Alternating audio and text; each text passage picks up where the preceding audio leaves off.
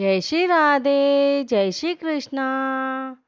कार्तिक मास महात्म्य अध्याय 10 तुलसी की महिमा का वर्णन। सूत जी ने कहा कि हे ऋषियों, राजा पृथु नारद जी के मुख से कार्तिक मास के महात्म्य को सुनकर बड़ा प्रसन्न हुआ। उसने नारद जी से कहा कि हे देवर्षि, अब आप मुझे हरिप्रिया तुलसी की महिमा बतलाइए। तब नारद जी ने कहा कि हे राजन, तुलसी के महात्म्य से संबंधित एक दृष्टांत का आप श्रवण करें।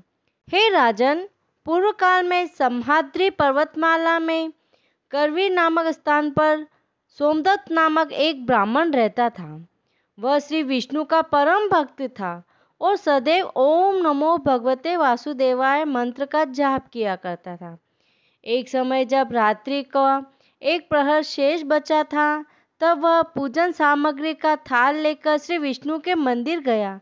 वह कुछ दूर तक ही गया था कि उसे सामने से आती हुई एक राक्षसी दिखाई दी।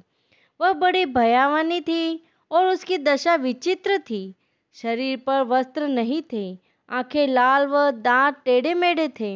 हे राजन, उस राक्षसी को देखकर सोमदत्त भयभीत होकर थरथर कांपने लगा। अपनी रक्षा के लिए उसके पास कोई भी अस्त्र शस्त्र नहीं था, इसलिए उसने थाल में रखे तुलसी मिश्रित जल के उस राक्षसी पर छींटे मारे। यह तुलसी की महिमा थी कि जल का स्पर्श होते ही राक्षसी के पापों का शमन हो गया और उसका विवेक जागृत हो गया। उसने उस ब्राह्मण से क्षमा याचना की और वापस लौट गई।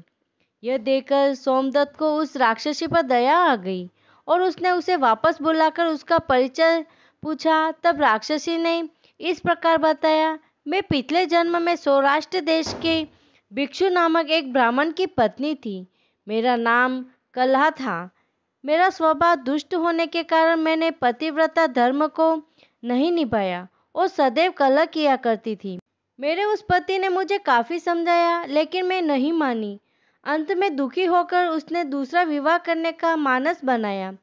फिर भी मेरे व्यवहार में कोई सुधार नहीं हुआ और मैंने विष खाकर जीवन लीला समाप्त कर ली। यमदूत मुझे पकड़कर यमलोक ले गए। वहाँ यमराज ने मेरे भले बुरे कर्मों के विषय में चित्रगुप्त से पूछा। तब चित्रगुप्त ने बताया कि इसमें कभी पतिव्रता धर्म का पालन नहीं किया, पति से द्वेष रखती थी, अभिमान में डूबी रहती थी, जिस पात्र में भोजन पकाती थी उसी में खाती थी। यह सब सुनकर यमराज ने कहा कि जिस पात्र में यह पकाती खाती थी, इसलिए इसे बिल्ली की योनि में भेजा जाए। इसी तरह पति से द्वेष करने के कारण इसे शुक्री की योनि में भेजा जाए। इससे आत्महत्या की थी, अतः इसे राक्षसी की योनि में भेजा जाए। इस तरह हे ब्राह्मण, मैंने कई वर्षों तक बिल्ली शुक्री की योनियों भोगी। तत्पश्चात मैं यह राक्षसी की योनि पाकर कष्ट भोग रही थी, लेकिन अपने जो तुलसी मिश्रित जल मुझ पर फेंका, उससे मेरे पाप नष्ट हो गए। अब आप ही इस घृणित देह से छुटकारे का कोई उपाय बताइए। इस पर सोमदत्त ने हरिप्रिया तुलसी से प्रार्थना करके कार्तिक के जो व्रत किए थे, उसमें से आधे व्रतों का फल उस राक्षसी के निमित्त संकल्प करके तुलसी मिश्रित जल उस पर छिड़क दिया। उस जल के प्रभाव से वह राक्षसी सुंदर स्त्री के रूप में परिवर्तित हो गई और हाथ जोड़कर प्रसन्न मन से बोली कि हे विप्रदेव, आपने राक्षस योनि से मुझे मुक्त करा दिया, आप धन्य हैं। तभी वहाँ भगवान विष्णु के पार्षद आ गए और दिव्य रथ पर बैठाकर उसे बैकुंठ धाम ले गए। यह तुलसी की महिमा थी। बोलो तुलसी मैया की जय।